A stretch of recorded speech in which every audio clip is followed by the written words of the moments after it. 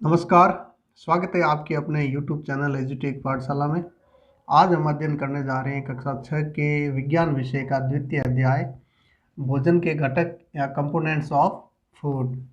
अब भोजन के घटक में जो हम पढ़ने जा रहे हैं, इससे पूर्व के पाठ में हमने इससे ही संबंधित एक पाठ का अध्ययन किया था कि भोजन के स्रोत या फिर कहिए कि भोजन कहाँ से आता है। तो उनमें हमने पढ़ा था कि भोजन के विभिन्न स्रोत है, वहाँ से हम भोजन प्राप्त करते हैं। तो आज हम घटक के विषय में पढ़ रहे हैं। तो हम जानते हैं कि भोजन जो है, विभिन्न प्रकार के व्यंजन हम भोजन के रूप में लेते हैं, लेकिन इन व्यंजनों में भी विभिन्न प्रकार के घटक है वो निश्चित पाए जाते हैं। खाने को तो हर जगह कहीं बाजरी ज़्यादा रोटी खाई जाती है, तो कहीं पे गेहूं की रोटी पसंद की जाती है, कहीं पे मक्का की रोटी, तो कहीं पे जौ की रोटी, या फिर कहीं चावल, या फिर कहीं मांस मछली पसंद किया जाता है। लेकिन हर जगह ये जो भोजन है, इनमें घटक जो है वो निश्चित है, और वो कौन कौन से घटक किस में पाए जाते हैं उसका अध्ययन हम करेंगे। तो अध्ययन बिंदु कौन कौन से हमारे इसमें, तो विभिन्न प्रकार के खाद्य पदार्थ है, उसमें क्या होता है, पहला ये, यानी कि इसमें हम क्या होता है कि मतलब हम परीक्षण करेंगे कि इसमें कौन सा पदार्थ है वो पाया जाता है। फिर दूसरा है विभिन्न पोषक तत्व हमारे शरीर के लिए क्या करते हैं।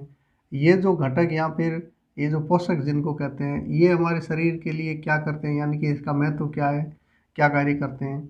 फिर एक और है संतुलित आहार और अभावजन्य रोग, यानी कि ये घटक जब इनका अभाव हो जाता है शरीर में, तो इनके रोग कौन कौन से होते हैं, तो इसके बारे में हम अध्ययन करेंगे।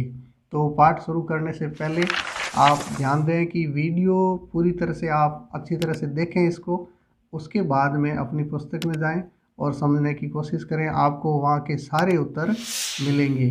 तो बढ़ते हैं अपने आज के विषय की ओर।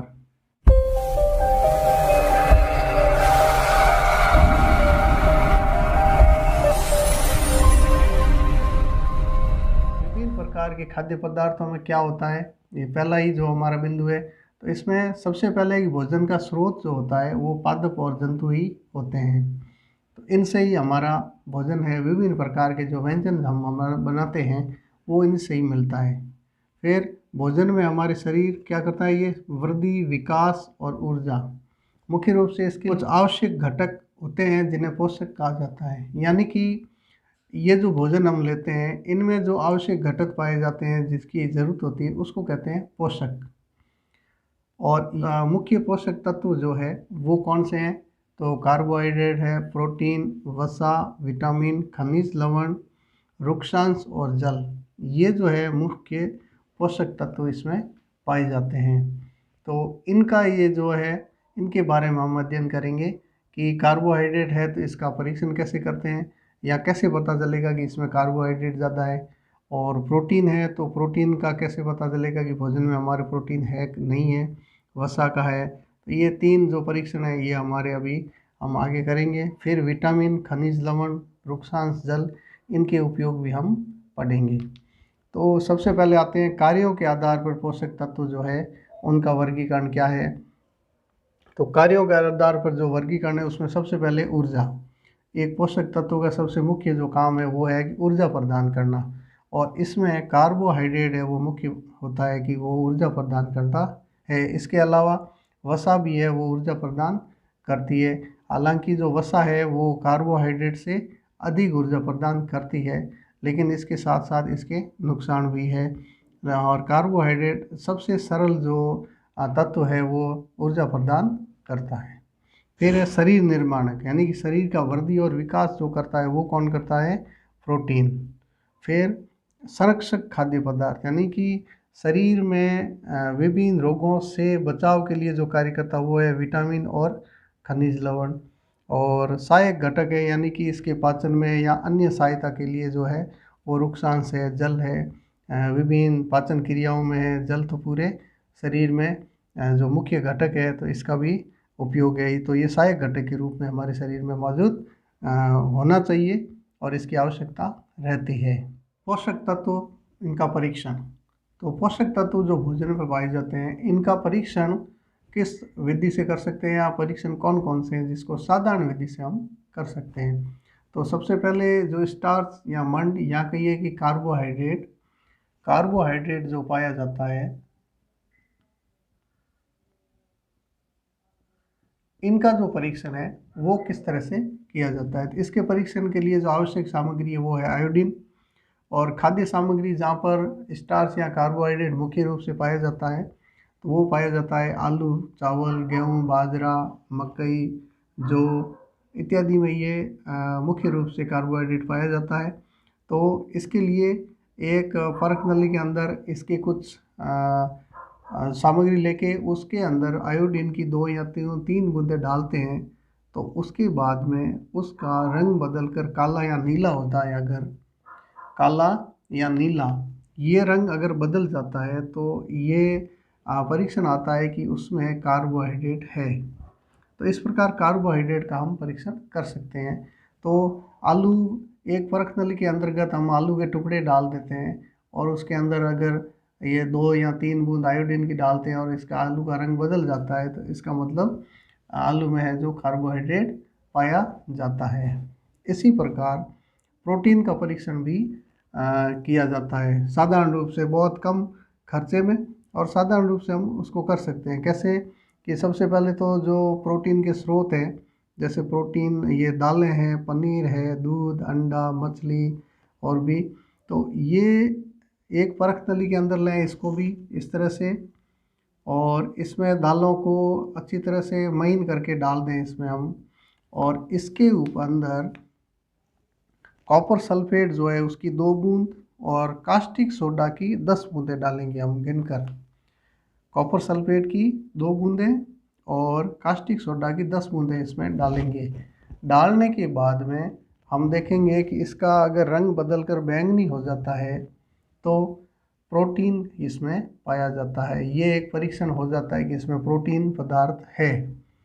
तो ये परीक्षण हम प्रोटीन का इस तरह से कर सकते हैं। तो मंड या स्टार्च, प्रोटीन। अब वसा का परीक्षण, वसा यानी कि जो फैट है इसका परीक्षण हम किस तरह से कर सकते हैं कि उस भोजन में के घटक में जो है वसा पाई जा रही है।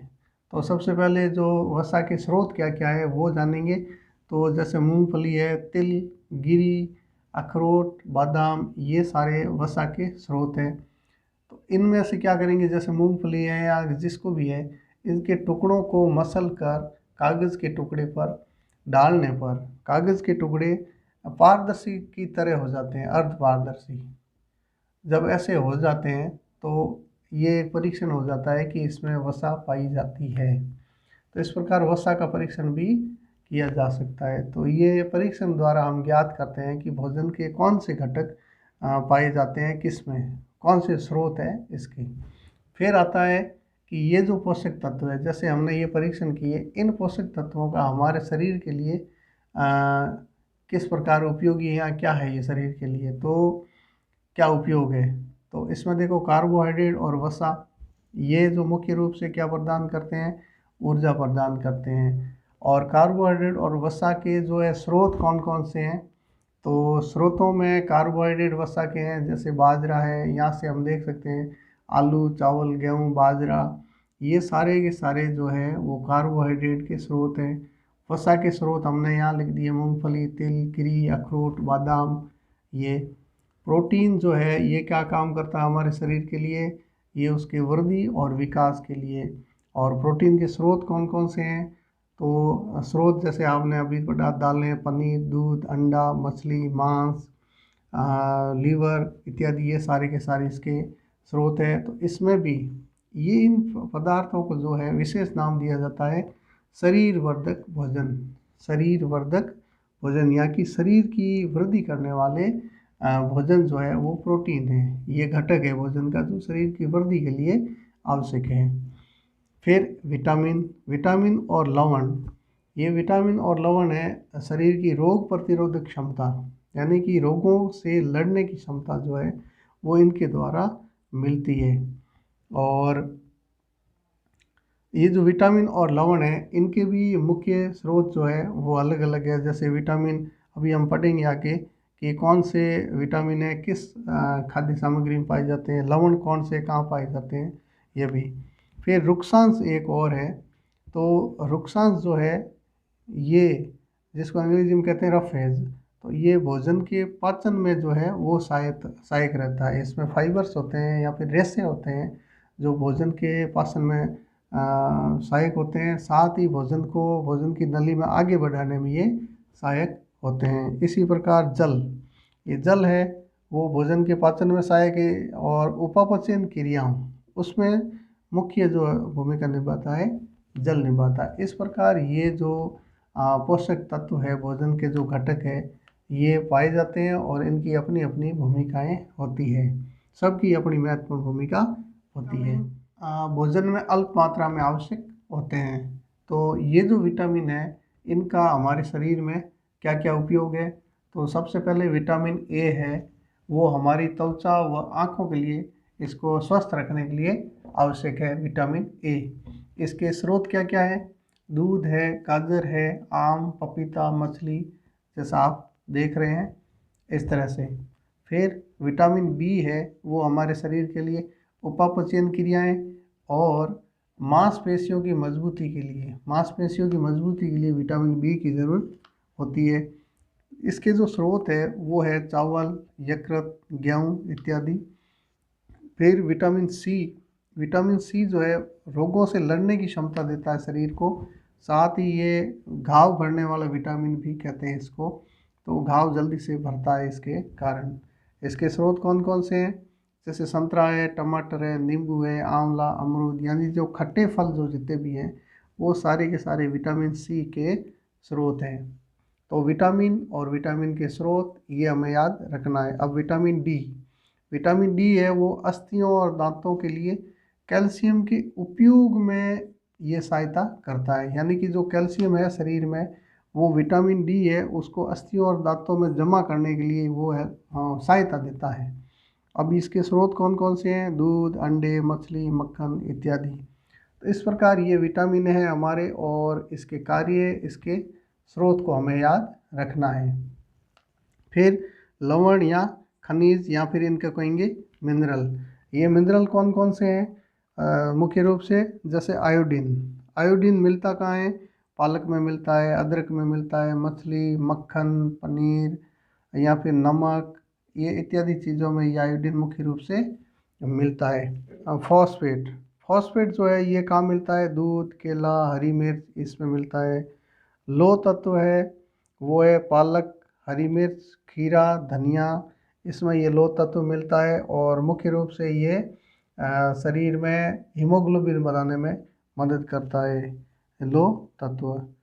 और इसके बाद में एक और तत्व है ये लवण है वो है कैल्शियम जो है शरीर की हड्डियों की मजबूत करने के लिए आवश्यक है या उपयोग के लिए, जैसे विटामिन डी में ये आया था। तो ये कैल्शियम क्या दूध और अंडा इसके स्रोत हैं जहाँ पर मुख्य रूप से ये पाया जाता है। तो इस प्रकार से ये विटामिन और खनिज लवण जो है हमारे शरीर में आवश्यक पोषक तत्व है। अल्प मात्रा में ही यद्यपि इसकी ज़रूरत होती है लेकिन ये अति आवश्यक होते हैं। और इसके जो स्रोत हैं वो भी हमने इसके बारे में जाना। तो मुख्य रूप से जो प्रश्न उत्तर है वो इसी पे आधारित होंगे, या तो इसके स्रोत कौन से हैं या फिर इसके उपयोग क्या क्या है वो हमें याद रखना है। इसके बाद में आता है संतुलित भोजन किसको कहते हैं। जैसे भोजन तो हम सभी प्रकार से और रोजीना करते होंगे, लेकिन संतुलित भोजन किसको कहते हैं। तो संतुलित का मतलब क्या है कि ये जितने भी पोषक तत्व थे इनकी हमारे शरीर को अलग अलग मात्रा में इसकी आवश्यकता होती है। जैसे ऊर्जा के लिए तो सबसे ज़्यादा कार्बोहाइड्रेट चाहिए, लेकिन उसके बाद में एक निश्चित मात्रा में हमें प्रोटीन भी चाहिए, वसा भी चाहिए, विटामिन और खनिज लवण भी चाहिए, उसमें जल भी होना चाहिए, तो रुक्षांश भी उसमें उसकी मात्रा होनी चाहिए। तो तब जाके वो एक संतुलित भोजन बनता है। तो संतुलित भोजन को परिभाषित कैसे करेंगे कि शरीर की वृद्धि एवं विकास के लिए आवश्यक पोषक तत्व, ये सारे जितने भी पढ़े थे हमने, उन तत्वों का भोजन में उचित अनुपात में उपस्थित होना संतुलित भोजन कहलाता है। ये हमें याद रखना है कि इनकी उचित मात्रा भोजन में, उचित अनुपात इसका उपस्थित होना चाहिए, इसको कहते हैं संतुलित भोजन। आजकल जैसे विभिन्न प्रकार के भोजन आते हैं तो उसमें जो जैसे सब्जियां वगैरह तो उनके छिलके उतार दिए जाते हैं, तो वो संतुलित भोजन में नहीं आएगा। काफ़ी बार ये जो छिलके होते हैं वो भी उपयोगी होते हैं, उनमें विटामिन और लवण वगैरह वो भी होते हैं, तो वो जब छिलके उतार के हम फेंक देते हैं तो वो हम उससे वंचित रह जाते हैं। उसी प्रकार और भी जो धान वगैरह हम काम में लेते हैं, तो उसको अगर ज़्यादा धोने का या वॉश करने का किया तो फिर उसके साथ ये जो विटामिन्स और ज़रूरी जो घटक होते हैं वो उसके साथ चले जाते हैं, और हमें सिर्फ भोजन के रूप में मिलता ज़रूर है लेकिन उसमें संतुलन की मात्रा कहीं नहीं होती है। तो हमें ये सारा ध्यान में रखना चाहिए। फिर ये संतुलित भोजन के बाद में अगर पोषक तत्व ये सारे हैं, इनकी कहीं कमी रहती है तो क्या होता है? अगर इनकी कमी रह जाती है तो इसका प्रभाव हमारे शरीर पे क्या पड़ेगा? तो सोचें हम इसके बारे में। तो उसको कहते हैं अभावजन्य रोग, यानी कि अभाव किसका? इन पोषक तत्वों का या इन भोजन के घटकों का अगर हमारे शरीर में लंबे समय तक अभाव रहता है तो शरीर है विभिन्न रोगों से ग्रसित होता है। क्या देखो, किसी विशेष पोषक तत्व की भोजन में लंबे समय तक कमी या अनुपस्थिति होती है तो उसके अभाव के फलस्वरूप जो रोग उत्पन्न होता है उसको कहते हैं अभावजन्य रोग। जैसे कार्बोहाइड्रेट या इनकी लगातार कमी रहती है प्रोटीन की, तो जो रोग उत्पन्न होता है उसको कहते हैं क्वाशियरकोर या मेरेस्मस रोग, ये उत्पन्न हो जाते हैं। इसी प्रकार और जैसे विटामिन और लवण की कमी से जो उत्पन्न होते हैं रोग, वो कौन से हैं? जैसे विटामिन ए है, उसकी कमी लगातार रहती है तो दृष्टिबाधिता या फिर दृष्टिहीनता की स्थिति आती है विटामिन ए की वजह से। वहीं विटामिन बी अगर है, उसकी वजह से मांसपेशियों में ऐंठन आना है या फिर हमारी उपापचयन क्रियाएं वो शिथिल हो जाती है, तो वो कमी हो जाती है। विटामिन सी के कारण स्कर्वी रोग हो जाता है जिसमें घाव भरता नहीं है शरीर में, ये। और विटामिन डी के कारण उनकी कमी अगर लगातार है तो उनकी हड्डियां कमज़ोर होती है बच्चों की या किसी भी, और हड्डियों में चटकन तक आती है, हड्डियां भंगुर हो जाती है विटामिन डी की कमी के कारण। और विटामिन डी ये रोग प्रतिरोधक क्षमता में भी सहायक होता है। और इसी प्रकार अगर कैल्शियम की कमी होती है, ये जो लवण है इसकी कमी होती है हमारे शरीर में, तो अस्थि क्षय या दंत क्षय यानी कि हड्डियां कमज़ोर होना या दांत का कमज़ोर होना, ये लक्षण है इसके। और आयोडीन की कमी से घेंगा नामक रोग, यहाँ पे गांठ पड़ जाती है बड़ी सी गले में, जो घेंगा या गोइटर कहते हैं जिसको, वो आयोडीन की कमी के कारण होता है। तो ये आयोडीन भी मुख्य तत्व है जो भोजन में होना चाहिए घटक के रूप में। फिर जो लोह तत्व है, ये अरक्तता एनीमिया, यानी कि जो हीमोग्लोबिन हमारे शरीर के रक्त में जो हीमोग्लोबिन है जो ऑक्सीजन का परिवहन करता है, उसकी कमी हो जाती है अगर लोह तत्व नहीं है, क्योंकि हीमोग्लोबिन का जो मुख्य तत्व है वो है लोह तत्व। तो इस प्रकार इनके अभाव के कारण विभिन्न प्रकार के रोग उत्पन्न हो जाते हैं। तो आशा करता हूँ कि आपको ये सारा समझ में आ गया होगा, और नहीं है तो एक बार और देखें आप, और किताब में लगभग सारे जो प्रश्न उत्तर है वो इसके द्वारा मिल जाएंगे आपको। तो मिलते हैं एक नई वीडियो के साथ, तब तक के लिए धन्यवाद।